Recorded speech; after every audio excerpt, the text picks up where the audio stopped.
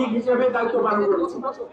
আমার প্রতিষ্ঠানের অনেক প্রতিনিধি এখানে আছে এবং সারা বাংলাদেশের নিশ্চয়ই অনেক ছাত্র প্রতিনিধি আছে যারা আজকের এই জৈব দুর্বিপাক বা চরম সংকট যে সৃষ্টি হয়েছে এই সংকটের সাথে এই দাবি যৌক্তিক দাবি এবং আমরা সবাই এই দাবির সাথে একমত। এটি আমরা বারবার ঘোষণা করেছি। প্রত্যেকটা দাবি ইনশাআল্লাহ পূরণ করা হবে।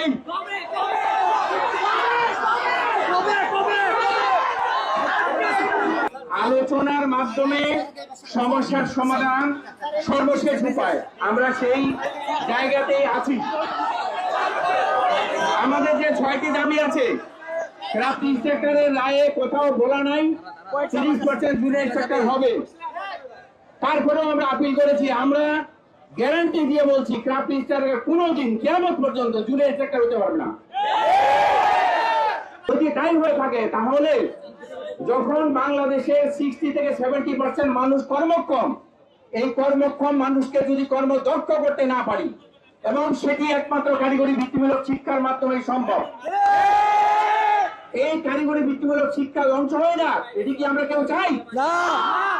German, Singapore, Australia, Korea, China তারা 10, 20, 13, 12 বছর সাধারণ শিক্ষা বন্ধ রেখে কারিগরি শিক্ষা এগিয়ে নেওয়ার পরেই তারা আজকে অর্থনৈতিক ভাবে সারা বিশ্বের শ্রেষ্ঠ জাতি হিসেবে তৈরি হয়েছে। আমাদের কি সেই পথে হাঁটা উচিত নয়? যদি তাই হয়ে থাকে তাহলে আমরা ক্লাস বর্জন করে পথে এসে দাঁড়িয়ে আমাদের এই সক্ষমতা অর্জনের প্রতিবন্ধকতা সৃষ্টি যদি আমরা নিজেরাই করি তাহলে আমাদের পরিবর্তন আসবে।